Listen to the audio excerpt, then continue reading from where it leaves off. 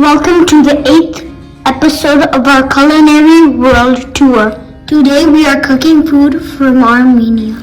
Today we are making lahmacun and tan from Armenia. This is a Armenian pie or pizza, traditionally made with a meat filling, but instead of meat I've substituted chickpeas.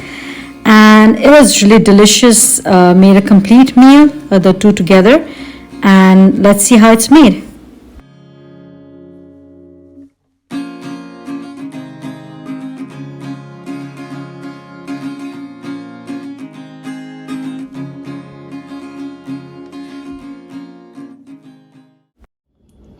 So today we are making a lahmacun, but a vegetarian or vegan version of the lahmacun, not the meat based. So instead of the meat, I'm going to be using the garbanzo beans today. These are chickpeas. And let me go over the ingredients that we're going to be using. We have onions, garlic, there's bell pepper, and I'll explain why you see so many bell peppers here, tomatoes, a bunch of flat leaf parsley, tomato paste, and then freshly ground black pepper. This is cayenne pepper, paprika, and I'll also be using chili powder, salt. These are the ingredients for the topping of the lahmacun, which is basically a thinly rolled out bread which is topped with this paste and then cooked. So it's also referred to as a Armenian pizza, but there's no cheese. So for the dough, and I'm going to make the dough from scratch as well, we are going to be using all-purpose flour, sugar, some yeast, salt, and warm water. I'll also be using olive oil, and one of the key ingredients which you don't see here and I'll have to make is red pepper paste, and that is why you see these 3 bell peppers.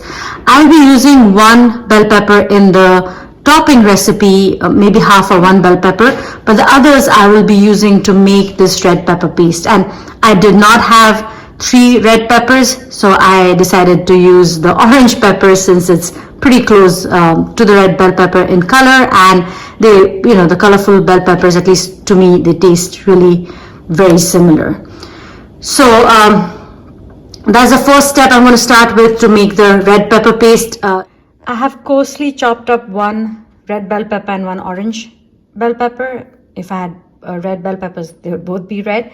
Now I'm going to grind them in my food processor. So this is my bell pepper. I did not squeeze the water out, though I did read in one recipe that it would be faster to do it, just because I think I lose a bit of the flavor if I do it. So I'm going to just reduce this and boil it, let the water evaporate completely. And to speed the process up, I'm using a pan which is really broad, so there's a greater surface area for evaporation. So this should progress pretty quickly. I'm going to add half a teaspoon of salt to this and 1/4 teaspoon of cayenne pepper. Next, I'll make the dough. So in my stand mixer bowl, I have 3 cups of all-purpose flour. I'm adding 1/4 teaspoon of yeast, and I'm going to add half a teaspoon each of salt and sugar. So this is half a teaspoon of salt and half a teaspoon of sugar. So the yeast is an optional ingredient. What I understood from the videos was that if you want to make it immediately, it helps provide the crisp texture. But if you allow the gluten to develop, you can rest the dough for 2-3 hours, then you don't need to add it. It's not a dough that rises, it's really a crisp, thin bread which is topped with this paste. So I'm going to stir the ingredients first and then add the water.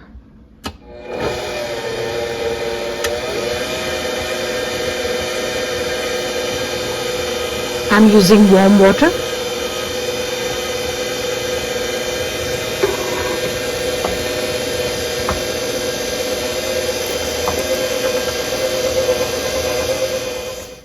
I'm scraping my bowl down, and I have added about almost one and a half cups of water, maybe a tablespoon or two less than that.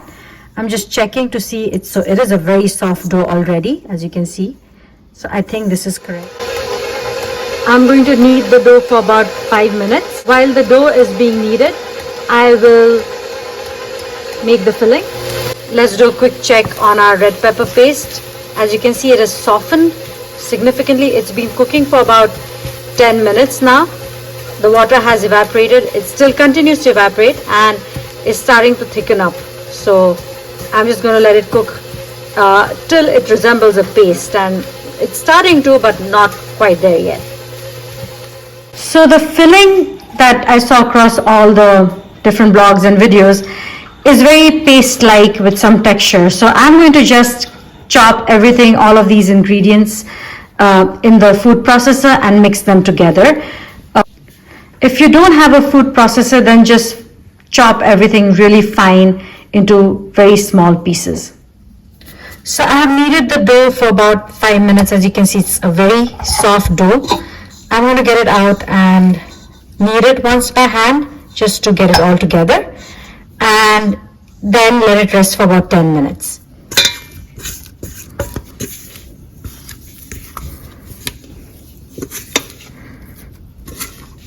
So you can see it's very sticky. I have lightly floured my surface so that it doesn't stick. So I've applied some olive oil to my bowl. I'm going to use the same bowl. And I have some olive oil on my hands, and I'm just going to knead this dough once, get it all together into a smooth ball. As you can see, it's super sticky. And then place it in the bowl and let it rest for about 10 minutes. And this is when a bench scraper really comes to your rescue. I'm able to pick this up, and I'm just going to plop this into the bowl, and then we'll let it rest. I'll cover it with some cling wrap and let it rest. So this is how it's looking after 15 minutes. It had not quite come together because I think maybe the pieces were not finely ground enough. So I did put it through, I did pulse it a few times in my small blender jar, and now it's looking much more like a paste, as you can see. And I was reading about this ingredient, and traditionally it was made by sun drying the red pepper paste. So I think the reason or the purpose behind this is to get that real intense bell pepper flavor. So this is what it's going to add to our paste. So I have minced the onions, the tomatoes, and the green and orange bell pepper really finely and added them to the bowl.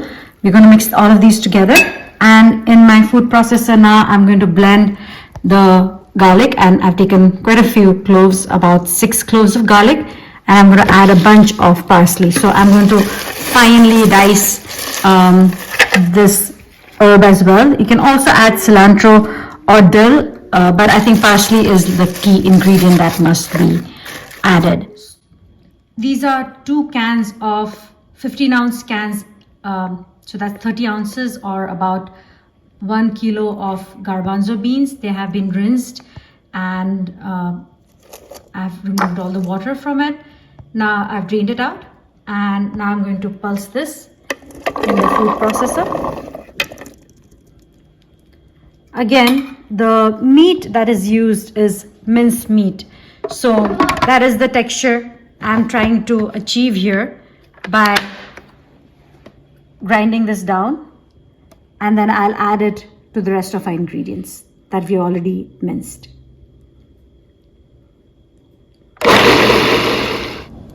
So as you can see, this has been ground down, but it's not a paste. So it's not like hummus, which is a very smooth paste, but it's rather coarse, and this will add some texture. I didn't really want it to be completely paste-like. I'm going to add this to our ingredients, and next will be the spices the tomato paste and the bell pepper paste that we just made. So this is our red pepper paste. As you can see, it's very paste-like now. I'm going to add 1 tablespoon and the other tablespoon. As you can see, there's barely anything left in the pan. So I'm just going to add all of it into my mixture. So the red bell pepper paste is stored in oil. So just to compensate for that, I'm going to add about half a teaspoon of olive oil to this. Next, I'm adding 2 tablespoons of tomato paste.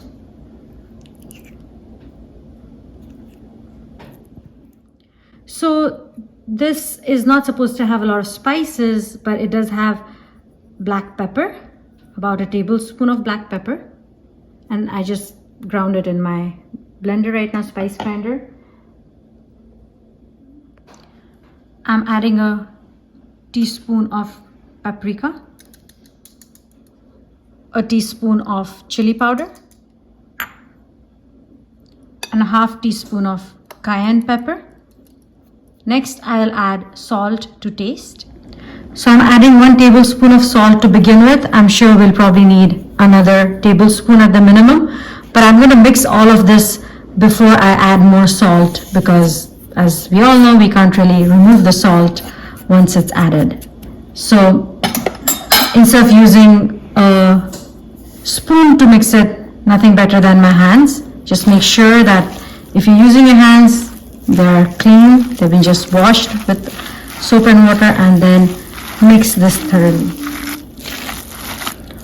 One of the reasons why you want the beans to be really dry, your chickpeas to be really dry, and you can use kidney beans too instead of chickpeas. The reason you want them to be really dry is, as you can see, all these vegetables release a lot of water. So you don't want the topping to be super watery, and the minced meat mixture that I saw was not very watery either. So you want to minimize that, and hence you want to reduce the amount of additional liquid that you might add. So as I mixed all the ingredients together, I felt that it was too watery, and it could do with more chickpeas. It was just very heavy on the vegetables. So as you know, that when I'm trying out these recipes, these are really for the first time, and I have to make modifications or learn as I make them. So I'm adding another can of chickpeas here. Same process. Also, as I tasted it, the mixture was quite spicy for me. I think it's because of that black pepper. That was quite a significant amount of black pepper. So I think this will tone it down as well. In addition, I found that the salt, just 1 tablespoon of salt was enough for me. It could be possibly because I'm using canned chickpeas, which also have some salt in it. So 1 tablespoon was just perfect. I do not need to add any more salt to this mixture. So this is our dough, which has been resting for the past 15 minutes or so. And as you can see, it's really soft, supple, smooth. So it's ready now to be rolled out. I'm going to take a ball of dough and try to roll it into a really thin disc. So this is a fistful of dough, and since we are allowed the dough to rest, the gluten strand should be quite relaxed and it should be easy for me to roll it out. However, because it is a soft and sticky dough, it's going to be fun to see how it gets rolled out. So let's see. And the task is to get it to be rolled as thin as possible. So it is starting to get quite thin, but as you can see, I have lost the circular shape. It is, though I make a lot of these round breads, it is a tricky dough to work with. So definitely will take some practice to get round shape here, but as you can see, it's starting to get really, really thin, and it should get almost translucent for it to be perfect. So let's see. So it's rolled out really thin. So let's see. So I can see my hand through the dough, so it's thin. I'm going to transfer it to my baking sheet before I add the topping. So I'm going to spread our filling onto this. Another ladleful. Now this is our dough that we rolled out. It's meant to be a thin layer, so let me see. So while I was making the filling, I preheated the oven to 500 Fahrenheit. This will go into a really hot oven now. I'm going to put this rolled out pizza into the bottom rack of the oven. It is a 500 Fahrenheit oven, so very hot. And I'll bake it here for 10 minutes. See, so this has browned beautifully. So it was in the oven for 10 minutes and my goodness, look at that. So I think this one is ready. I'm going to get it out. One of the shortcuts I saw was that people cook this with store-bought tortillas. So I have the store-bought tortilla, uncooked one, and I'm going to spread a thin layer of this filling on it. So I'm going to put these tortilla versions of the lamajun into the oven, and I will cook these on this level for 5 to 10 minutes, and then I'll move it up when my next batch is ready, so that I can use like an assembly process to speed up and make a larger batch at a time. So it's been 5 minutes and I'm going to check real quick. They're starting to cook. So another 5 minutes. And let me move this to the top shelf, and I'm going to add another pizza pan on the bottom shelf with 2 more. So in goes the next tray. And as you can see, this is how you streamline the process of making them. So I'll set the timer for 5 more minutes.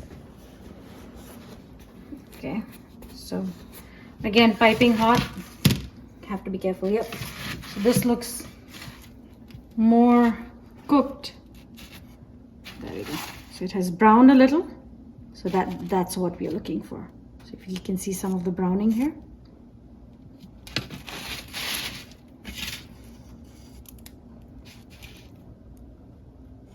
So this is ready to eat.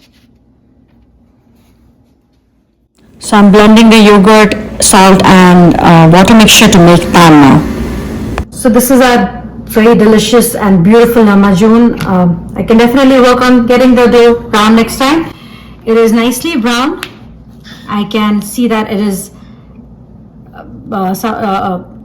pie that I can bend, but it's also very thin. And I've seen it being topped with vegetables and folded or rolled up or just eaten as is.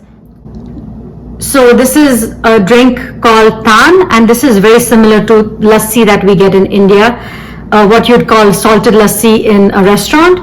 This is yogurt, water, salt, and it's garnished with some mint. In the Indian version, there are a few more spices. And this is the one that where I had rolled out the dough. It was made from scratch, whereas this is our lamajun made with the tortillas. So I think if you're in a hurry, this is a great way to do it, but I'm sure this version from scratch is definitely going to be much tastier. So let's see what our taste tester has to say. So today we are eating lamajun, which is from Armenia, and Taan, which is a yogurt drink, also from Armenia. And I saw in a video that they are often paired together. So this is the one I made using the store-bought tortilla, and this is the homemade dough. So which one do you want to taste first? I think I'll have the store-bought tortilla one. Okay, why don't you try it out? Let's the filling see how is it exactly the same. Okay.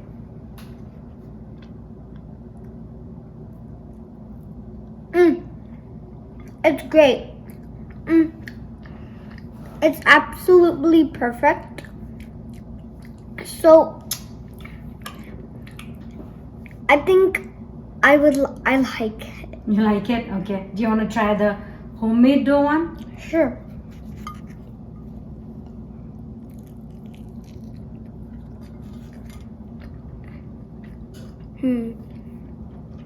And the homemade dough is spicy, so it could use a little less spice next time. Okay, it's the same filling, but Maybe I put a little bit more on the other one, huh? Why don't you try the yogurt drink if you found it spicy? That'll cut out the spice.